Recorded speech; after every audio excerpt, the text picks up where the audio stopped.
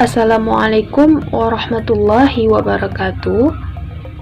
Baiklah, pada kesempatan kali ini kami akan membahas materi mengenai program kerja dan kegiatan humas dalam organisasi yang beranggotakan yang pertama saya sendiri, yaitu Azrieni dengan NIM 1930103013. Yang kedua yaitu Dina Aulia dengan NIM 1930103020, dan selanjutnya yaitu Febira Aufajuita dengan NIM 1930103028. A. Persyaratan humas. Yang pertama, kemampuan berkomunikasi, yaitu mampu berkomunikasi dengan baik terhadap orang-orang yang memiliki aneka ragam karakter. Kemampuan berkomunikasi seseorang humas ini, baik secara lisan maupun tulisan, harus mutlak dimiliki oleh seorang humas. Yang kedua, kemampuan mengorganisasikan. Kemampuan mengorganisasikan ini dapat dimaknai sebagai kemampuan untuk memanajerialkan seperti mengelola program-program humas. Yang ketiga, kemampuan bergaul dengan orang lain atau relasi. Kemampuan ini dimaksud sebagai kemampuan menciptakan network atau jaringan dengan berbagai pihak yang berkaitan dengan instansi ataupun humas itu sendiri. Yang keempat, berimajinasi kuat.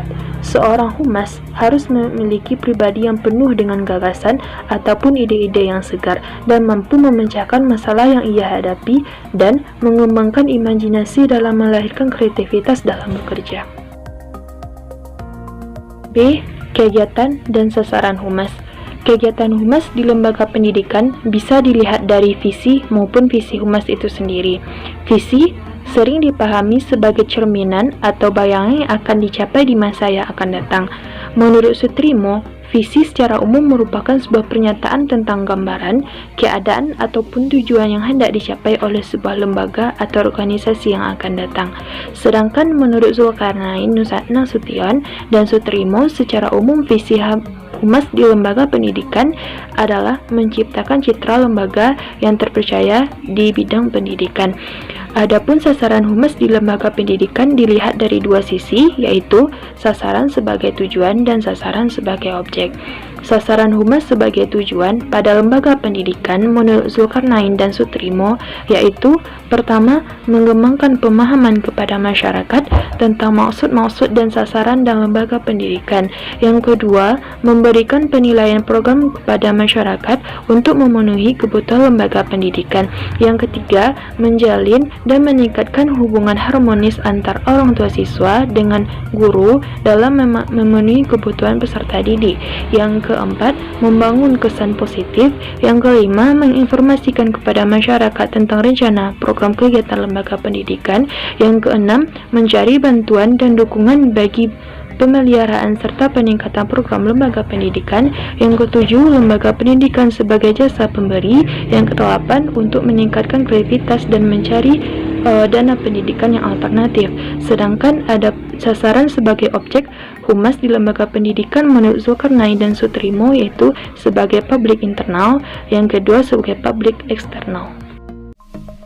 C. Strategi humas. Strategi humas yang pertama yaitu fact finding and feedback atau riset penemuan fakta. Pada tahapan ini dilakukan penemuan fakta di lapangan atau hal-hal yang berkaitan dengan opini, sikap, dan reaksi publik dengan kebijaksanaan pihak organisasi atau perusahaan yang bersangkutan. Yang kedua, planning and programming. Pada tahapan dan penyusunan program kerja merupakan upaya yang dilakukan untuk menentukan langkah selanjutnya yang sejalan dengan kepentingan publik. Ketiga, action and communicating. Pada proses ini merupakan tindak lanjut setelah melakukan perencanaan. Humas harus bisa melakukan tindakan berdasarkan rencana yang matang yang sudah dibuat. Tindakan dilakukan sesuai fakta yang ada sehingga dapat menyampaikan pesan efektif yang bisa mempengaruhi opini publik. keempat yaitu evaluation. Evaluasi merupakan tahapan penilaian dari hasil riset awal hingga perencanaan program serta keefektifan dari proses manajemen dan bentuk komunikasi yang digunakan. Tahapan ini dikatakan sebagai tahap penafsiran hasil kerja. D. Strategi operasional humas. Strategi operasional humas yang pertama yaitu strategi operasional melalui pelaksanaan program humas yang dilakukan dengan pendekatan kemasyarakatan sosiologi approach melalui mekanisme sosial kultural dan nilai-nilai yang berlaku di masyarakat. Yang kedua, pendekatan persuasif dan edukatif. Fungsi humas adalah menciptakan komunikasi dua arah timbal balik dengan menyebarkan informasi dari organisasi kepada publiknya, baik bersifat mendidik dan memberikan penerangan maupun dengan melakukan pendekatan persuasif agar tercipta saling pengertian, menghargai pemahaman, dan toleransi. Dan yang terakhir yaitu pendekatan tanggung jawab sosial humas, menumbuhkan sikap bahwa tujuan dan sasaran yang hendak dicapai tersebut bukan memperoleh keuntungan sepihak dari publik sasarannya, tetapi memperoleh keuntungan bersama. Nah, selanjutnya program kerja humas. Nah, program kerja humas ini terbagi dua. Yang pertama, program kerja humas diwujudkan melalui kegiatan-kegiatan humas membutuhkan upaya serius. Keterampilan yang dibutuhkan bukan hanya keterampilan substansi humas, namun juga kemampuan manajerial, mengingat sifat kegiatan atau program kerja yang melekat pada rencana lembaga pendidikan. Nah, untuk itu diperlukan perencanaan yang matang untuk mewujudkan program kerja humas tersebut. Nah, yang kedua, program kerja humas memiliki dua klasifikasi berdasarkan waktu penyelenggaraannya, yaitu program kerja rutin dan insidental. Nah, program kerja rutin ini artinya dilakukan terus-menerus, sedangkan program kerja insidental ini bermakna hanya dilaksanakan pada periode tertentu untuk mendukung pelaksanaan semua program kerja. Nah, selanjutnya aktivitas humas. Dalam aktivitas humas ini terdapat tanggung jawab dalam kegiatan humas, yaitu peran sebagai teknisi dan manajemen. Humas melaksanakan 3 peran.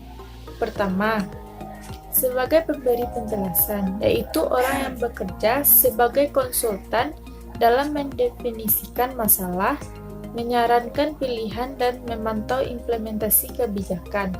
Nah, yang kedua, sebagai fasilitator komunikasi. Apa itu?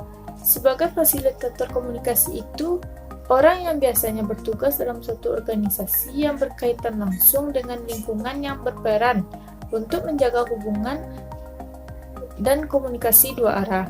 Nah, yang ketiga, sebagai fasilitator pemecahan masalah.